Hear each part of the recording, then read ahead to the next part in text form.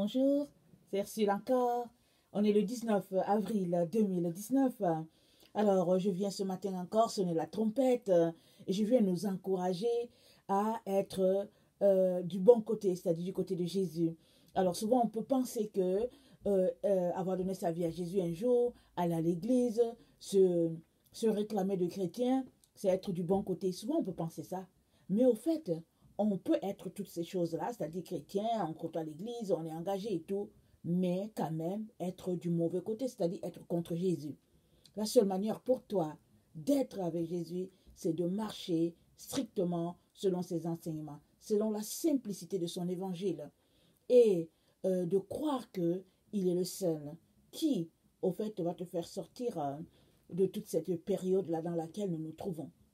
Alors, si tu reposes ta foi sur un être humain, une organisation, une dénomination, alors tu risques de te retrouver parmi les personnes qui seront déçues un jour parce qu'elles se rendront compte qu'elles ont mis leur foi au mauvais endroit ou bien à la mauvaise personne. La seule personne qui vaille la peine vraiment de recevoir toute notre adoration, c'est Jésus-Christ.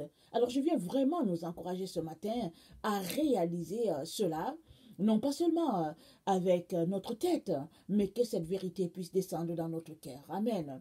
Alors aujourd'hui, je viens apporter un second enseignement qui porte sur Dieu ne nous a pas destinés à sa colère. Alors, vous savez, beaucoup de personnes, les enseignants et tout ça, ont pensé que la colère de Dieu, c'était la tribulation. La tribulation, les 7 ans de tribulation annoncés par Daniel, le prophète Daniel. Alors, beaucoup de gens ont pensé que c'était cela la colère de Dieu. Si bien que de cela, une théorie est sortie disant que l'Église ne passera pas par la tribulation et que, au fait, tous ceux-là qui marchent selon Jésus-Christ ne vivront pas ce moment de tribulation-là. Et cet enseignement-là s'est répandu dans toutes les églises, sur toute la terre, depuis, je ne sais pas si c'est le 19e, je pense, soit le 19e, soit le début du 20e siècle, ça s'est répandu. Avant cela, il n'y avait pas cet enseignement-là. Avant cela, les gens ne parlaient même pas de l'enlèvement. Pourquoi? Parce que tu marches avec Jésus-Christ, tu marches selon ses principes et tu sais que tu es du bon côté, ou bien, bon, voilà, tu ne marches pas avec lui. Mais à partir du 20e siècle, et puis, oui, à partir du début du 20e siècle, alors les gens, avec leur imagination farfelue, ont commencé à mettre en place des théories, des films aussi, alors où les gens se sont mis à rêver, à imaginer que, bon, ils seraient là, et puis parce qu'ils côtoient l'église, on va les enlever. Mais il y a une question, ou bien il y a un constat, pardon. Alors, le constat est que si tu te réclames de Jésus et que tu ne marches pas dans la sainteté, tu ne marches pas selon ses principes, comment peux-tu imaginer, par exemple, que Jésus-Christ va te prendre pour se retrouver avec lui, par exemple, parce que Jésus-Christ, c'est quelqu'un qui a marché tout dans la sainteté et qui est dans la sainteté, qui est dans la pureté. Et si on se souvient que l'orgueil a été trouvé dans le cœur de Lucifer et il a été chassé du ciel, alors tu peux imaginer, toi, peut-être qui as 10, 20 péchés, comment peux-tu imaginer te retrouver dans la présence de Dieu? Parce que si Lucifer avait un seul péché, c'est dit l'orgueil, avec son orgueil a été chassé, à combien de fois, toi par exemple, avec tous les péchés que tu peux avoir par exemple, que je ne connais pas, toi seul tu connais.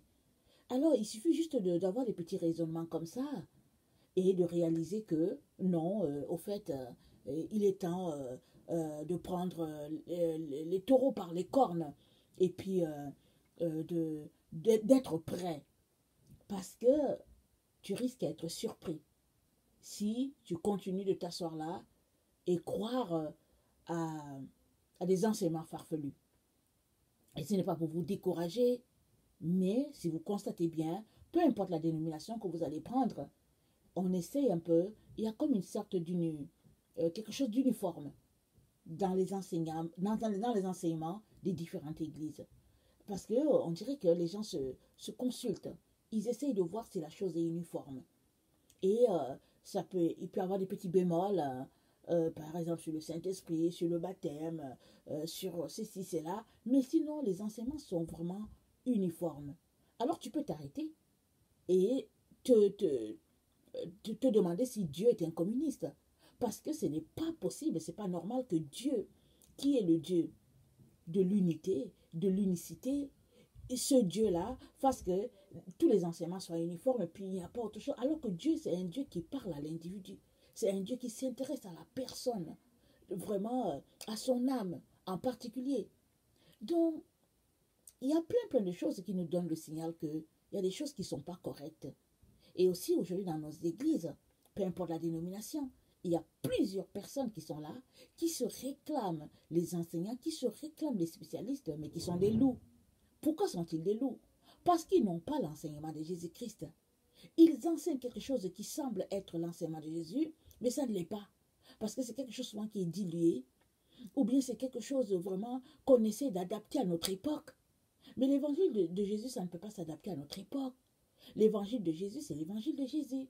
Peu importe l'époque, peu importe la dénomination, peu importe la période, ça ne change pas parce que Dieu ne change pas. Dieu a dit à Israël, Israël, je n'ai pas changé et tu n'as pas été consumé.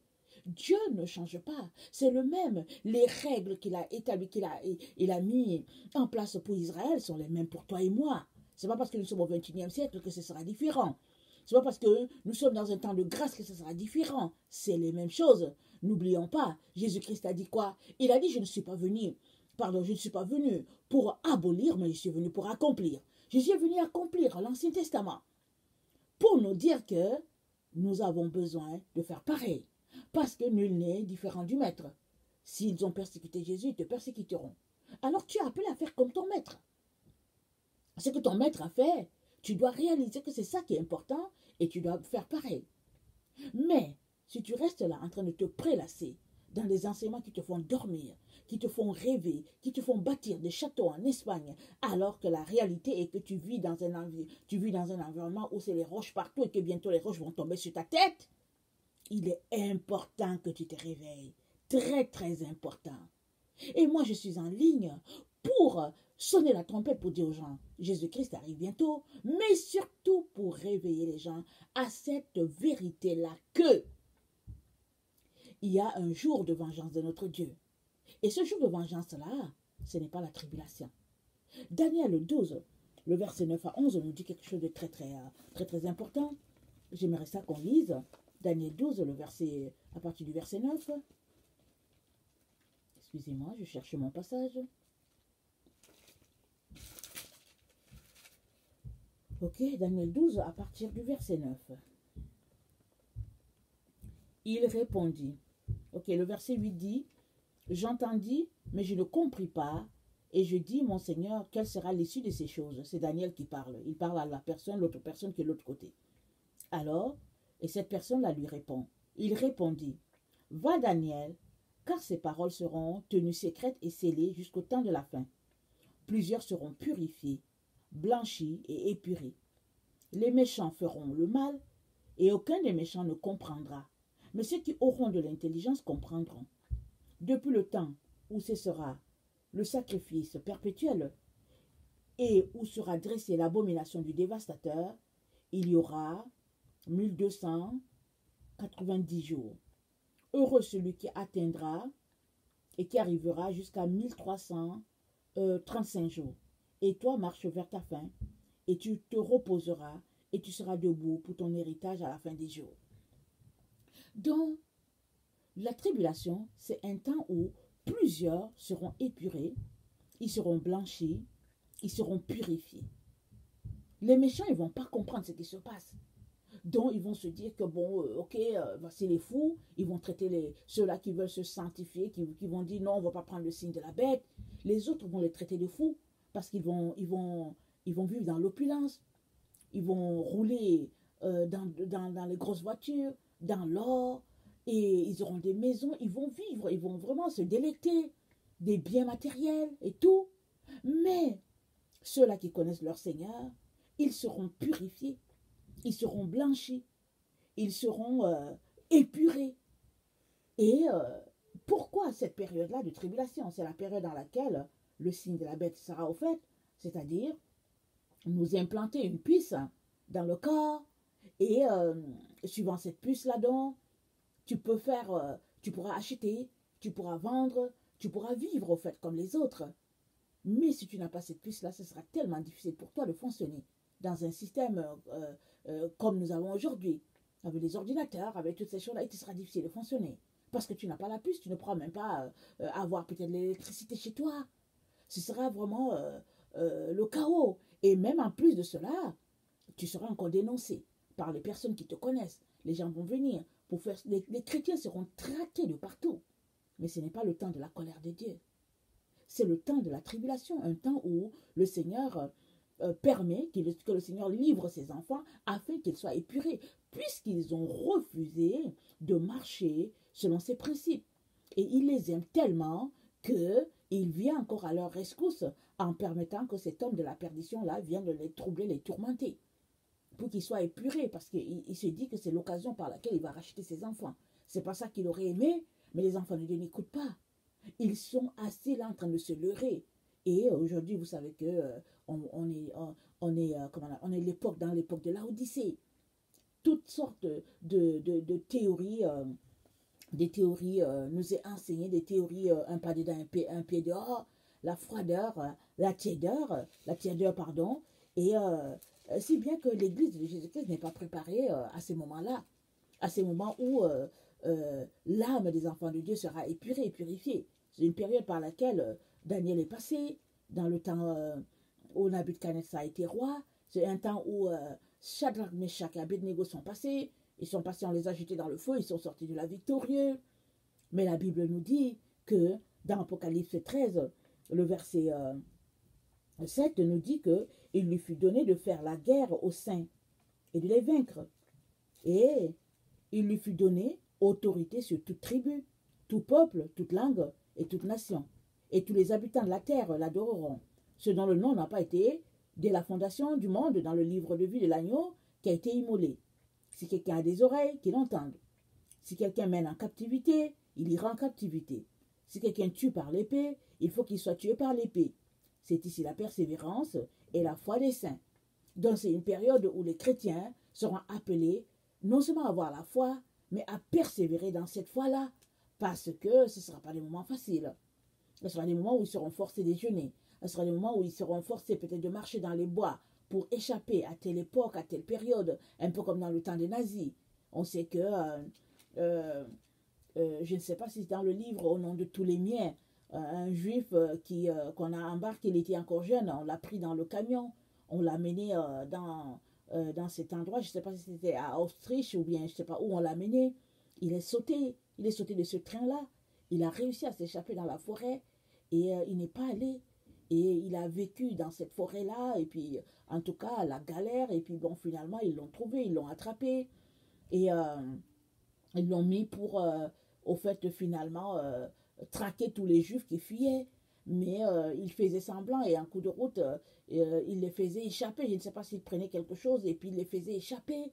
Et il a fait comme ça, il a sauvé plusieurs juifs. Mais il a fallu qu'il saute du camion, il n'est pas parti. Il se cachait. Parce qu'il savait que quand les gens partaient là-bas, ils ne revenaient pas. Et ce qui était là, c'est qu'il y avait un silence coupable. Beaucoup de gens de cette région-là savaient qu'on tuait les Juifs, mais personne n'osait parler. Et ceux qui osaient parler, on les attrapait, on les mélangeait, on les tuait aussi avec les autres. Mais il n'y avait pas assez de population en masse pour se révolter, et si bien que c'était maigre. La révolte pouvait venir peut-être de 2 ou 3 personnes, ou bien d'une famille. On les embarquait, on les amenait, on les tuait aussi. Ce sera une période comme ça. Mais seuls ceux-là qui sont préparés vont réussir à passer à travers. Ils vont se dire, ok, moi je ne veux pas finir mes jours en enfer. Moi je veux me retrouver avec le Seigneur. Alors s'ils veulent m'embarquer, s'ils veulent faire de moi ce qu'ils veulent, ils n'ont qu'à faire. Moi je ne marche pas dans leur manigance. Mais le Seigneur ne veut pas que tu finisses là-bas. Il est en train de te dire maintenant que la sécurité, c'est en lui. Il te dit de tout lui donner, de tout lui abandonner. de laisser aller tout le matériel, toutes ces choses-là qui t'attachent. Jésus-Christ t'intéresse à vraiment laisser tout cela et à lui faire la première place et rien que toute la place. Et lui te gardera. Il est capable, par exemple, de te dire, au moment où la tribulation commence, il est capable de te dire, lève-toi, va t'établir, par exemple, dans un pays chaud. Il est capable de te dire, ok, c'est pas grave, moi je veux veiller sur toi, et puis pendant que tu es là, tu dors et tout, il est capable de venir te chercher, dans le sens que, bon, il prend ton âme, et puis finalement, ce n'est que le corps qui est là. Jésus-Christ, il est Dieu. Il a une intimité, une proximité avec ses enfants, il les aime. Ce n'est pas un bourreau, Jésus. Le bourreau, c'est l'autre qui a pris notre âme. Mais il faut que tu te prépares. Il faut que tu arrêtes de rêvasser. Que tu te mettes en règle avec les principes du Seigneur. Que de croire à des bobards, à des personnes qui sont là, qui disent qu'ils t'enseignent alors qu'ils ne te donnent que du poison dimanche après dimanche. Il faut que tu prennes ta Bible, que tu t'asseyes pour fouiller, que tu fasses des recherches. Et aujourd'hui, tu as toute cette possibilité-là de rechercher et de venir dans la présence de Dieu, de prier pour dire, Seigneur, parle-moi, il ne manquera pas de te parler. Parce que nous sommes dans le temps, il y a des gens qui savent qu'ils ont déjà les mains toutes trempées dans les choses de Satan. Et tout ce qu'ils font, ils conduisent les autres. Alors, si tu as la crainte des hommes, on te mènera tranquillement et puis tu vas te retrouver là-bas avec eux. Et c'est pas ça le plus grave. Le plus grave est que au jour où tu fermeras les yeux à ce monde, Jésus-Christ va te dire qu'il ne te connaît pas. Alors que tu as marché toute ta vie dans l'église, alors que tu as servi le Seigneur. C'est ça qui est difficile. Donc il est très très important de s'arrêter ce moment précis de notre vie et de faire un bilan de sa vie et de savoir où est-ce que nous en sommes et de prendre les grandes décisions, même si elles sont douloureuses, même si elles sont pénibles, elles nécessitent d'être prises de toute manière. Alors, dans l'église de Laodicée, on nous a appris, on nous enseigne on nous enseigne une vie démocrate. Et Jésus-Christ dit de cette église-là qu'elle est misérable, elle est aveugle, elle est malheureuse, elle est pauvre. Ça, c'est dans Apocalypse 3, à partir du verset 14. Jésus-Christ dit à cette église, je lis à partir du verset 15, il dit, je connais tes œuvres, je sais que tu n'es ni froid ni bouillant. Puisses-tu être froid ou bouillant, ainsi parce que tu es tiède, et que tu n'es ni froid ni bouillant, je te vomirai de ma bouche. Parce que tu dis, je suis riche, je me suis enrichi, et je n'ai besoin de rien, et parce que tu ne sais pas que tu es malheureux, misérable, pauvre, aveugle et nu, je te conseille d'acheter de moi, de l'or éprouvé par le feu, afin que tu deviennes riche, et des vêtements blancs, afin que tu sois vêtu, et que la honte de ta nudité ne paraisse pas, et un collier pour oint de tes yeux, afin que tu vois, moi je reprends et je châtie, tout ce que j'aime, et donne du zèle et répands-toi. Donc le Seigneur demande à cette église de Laodicée là, de se repentir. Or, s'il y a une chose que nous sommes champions dans notre temps, nous les chrétiens, c'est bien qu'on ne se répand pas. Le chrétien aujourd'hui a de la difficulté à se repentir. Il passe son temps à marcher les mains dans les poches en disant que oui, il est chrétien, il est sauvé, et il vient, il se couche, nuit après nuit, sans demander pardon au Seigneur pour sa journée, pour les choses qu'il fait que Dieu n'aime pas. Et un chrétien est appelé à mener une vie de repentance à tout moment, à chaque seconde, parce que tu es appelé à ne pas pécher. Et si tu es né de Dieu, tu ne pêches pas volontairement, comme Jean nous a dit. Mais il arrive que tu peux te retrouver à avoir posé un acte vraiment que tu ne sais même pas. Et puis, il est donc important que tu viennes devant le Seigneur pour te repentir, pour lui demander pardon, parce que c'est important. Mais l'église de Laodicée, l'église de notre temps, est enseignée, on l'enseigne, on lui pompe l'esprit, on la fait rêver, en lui disant qu'elle est bien, elle n'a pas de problème, et puis bon, qu'elle est riche, et puis il y a même des gens qui enseignent et qui parlent de leurs revenus, et puis ils sont là, ils sont heureux, ils sont contents qu'ils donnent des miettes à certaines personnes. C'est-à-dire, voilà ce dans quoi les enfants de Dieu sont pris. Vraiment une mentalité qui n'a rien à voir avec ce que Jésus-Christ nous a enseigné. Et si tu es dans ça, si tu as été élevé dans cela, ou bien éduqué dans ça, formaté dans ça, il est important que tu sortes de là parce que tu ne t'en sortiras pas. Avec Jésus, il est important que tu décides pour toi-même de secouer la poussière de tes pieds d'une telle église. Et ça nécessite que tu rentres chez toi et que tu te mettes à étudier la parole de Dieu et que tu te mettes à faire des comparaisons pour comprendre ce que l'Esprit est en train de te dire. Parce qu'il y a des humains, je vous dis, je le répète encore, dans nos églises, peu importe le pays, peu importe l'endroit, peu importe la ville, il y a plein de personnes qui sont là en avant, qui enseignent, mais ce sont les gens des sectes, ce sont des Illuminati, ce sont des francs-maçons, ce sont des Rosicruciens. Ils se font passer pour des personnes qui connaissent la parole de Dieu. Ils viennent, ils ont des grandes gueules, ils haranguent la foule, ils ont quelque chose d'intéressant à dire, et les gens sont captivés à leur langage, alors que dans le fond, ils n'ont pas le Seigneur, c'est des loups. Mais c'est à toi de savoir qui est loup devant toi. Mais si tu aimes écouter les gens qui te font des beaux discours, si tu aimes écouter les personnes qui ont toujours quelque chose d'intéressant à dire, à motiver, tout ça et tout, ben tu vas tomber dans le piège. Et tu seras étonné de te retrouver un jour de l'autre côté sans Jésus. Et tu vas te dire, mais comment? C'est-à-dire, il faut confier sa vie au Seigneur, mais pas aux humains. Pas aux humains. Alors de là à t'abandonner aveuglement entre les mains de quelqu'un, il y a un problème. Le problème, ce n'est pas Jésus, c'est toi. Alors Jésus-Christ donc dit à cette église-là qu'elle est misérable, elle est malheureuse, elle est aveugle, elle est pauvre. Évidemment que si tu n'as pas les richesses de Jésus, ben tu es pauvre. Mais le plus gros problème d'une telle église, c'est le fait qu'elle pense qu'elle connaît.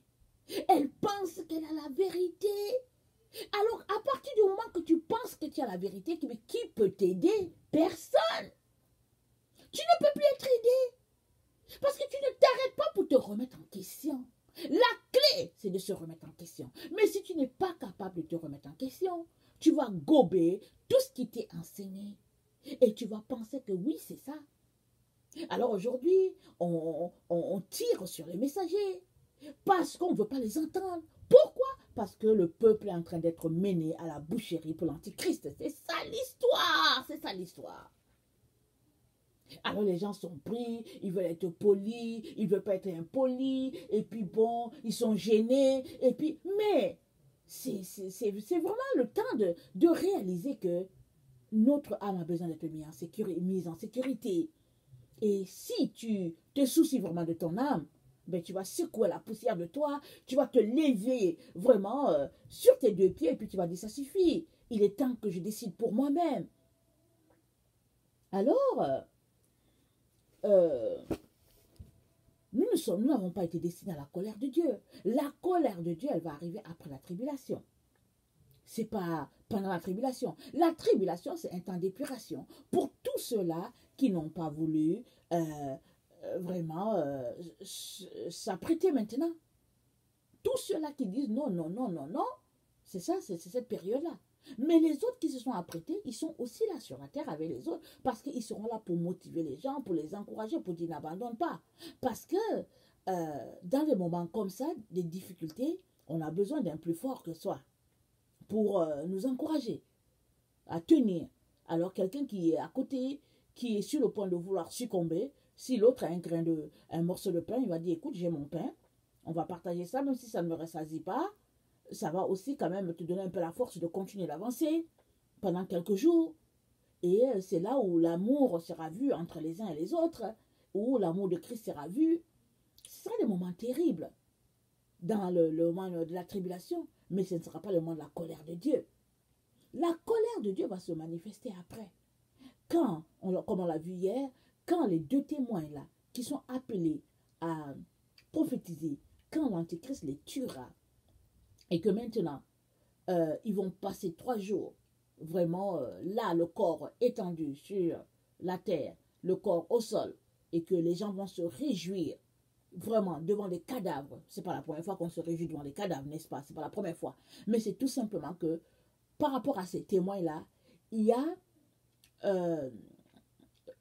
une sentence de l'Éternel qui est liée à cela.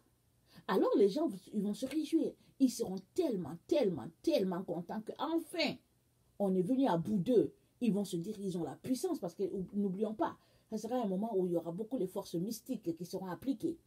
la sorcellerie, toutes sortes de sortilèges et tout, parce que la bête, elle vient avec toutes les entités démoniaques. Donc, alors, mais c'est le Seigneur qui permettra que la bête vienne à bout de cela. Après cela, les 3 jours, la Bible nous dit qu'ils vont ressusciter et ils vont entendre, il faut monter ici. Et c'est dit qu'après cela, je pense que c'est Apocalypse 11, peut-être verset 12 ou 13, il y a eu un tremblement de terre. Et c'est à partir de là que la colère de Dieu va commencer à se manifester. Ce n'est pas avant.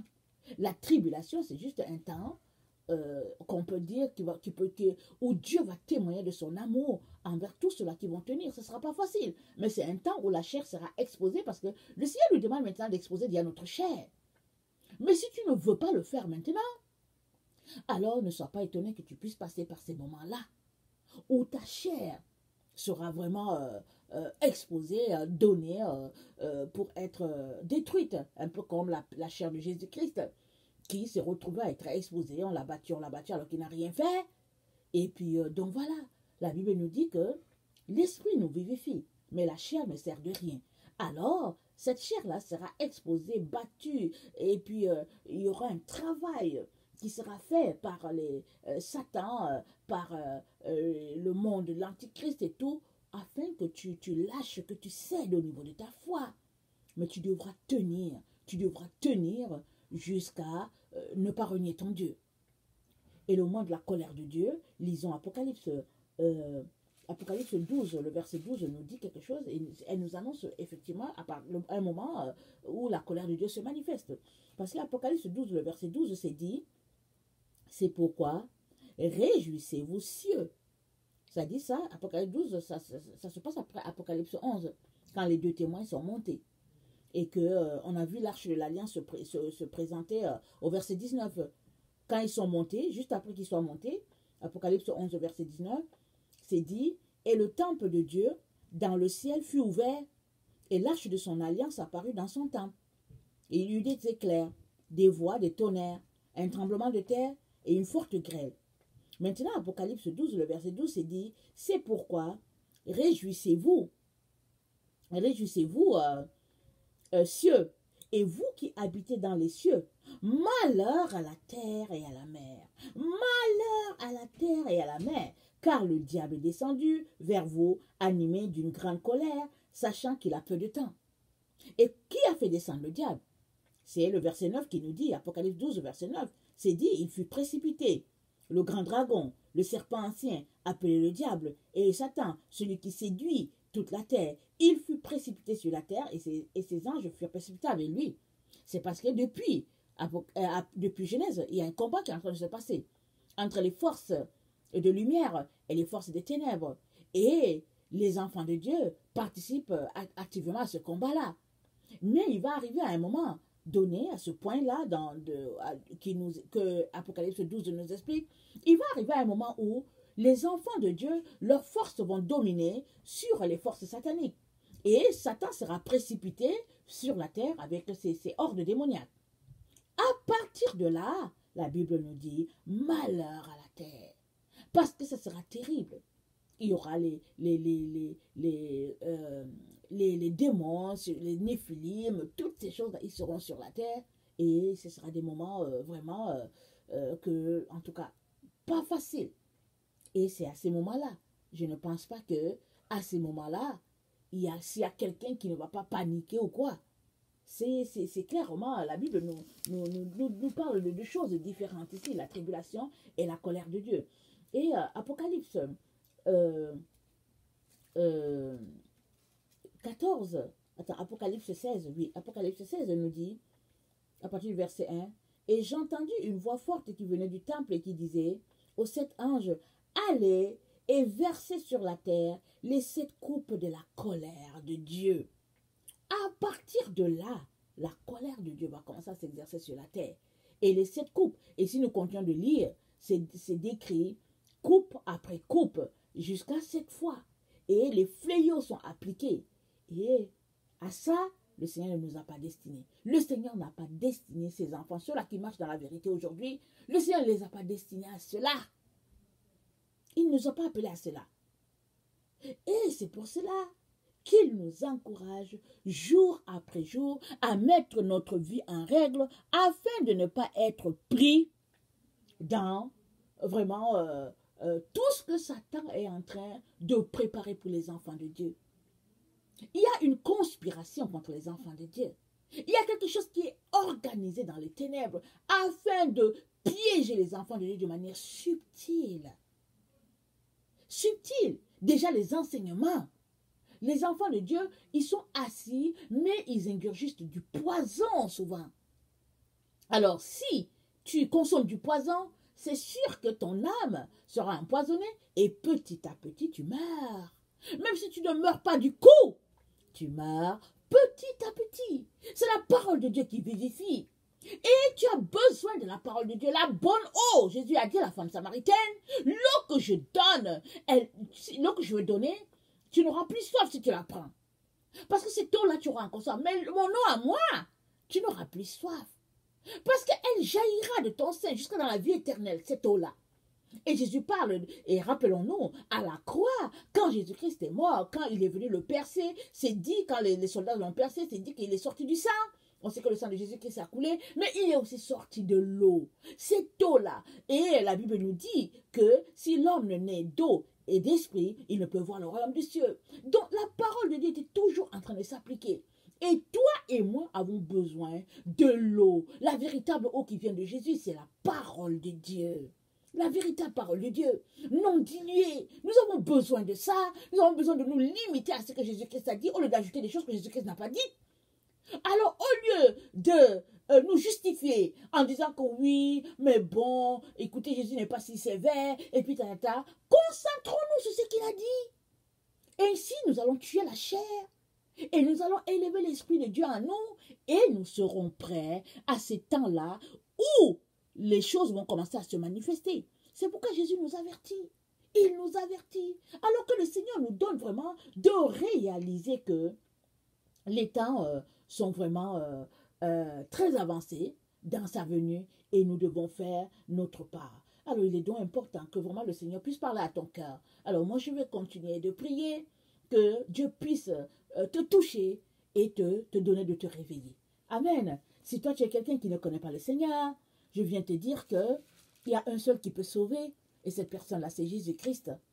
Alors, oui, certains disent que, bon, c'est le fils de Marie, et puis ben voilà, mais Jésus-Christ, c'est le fils de Dieu. Alors, c'est le pont entre Dieu et les hommes. Et si tu te mets à prier Dieu, parce que tu veux connaître la vérité sur Jésus, Jésus-Christ se présentera à toi. Il va te dire, c'est moi la vérité. Amen. Il est la lumière, il est la vie. Alors, je prie que le Seigneur puisse se révéler à toi. Alors, je vous aime beaucoup, et Dieu davantage. Soyez bénis. Merci.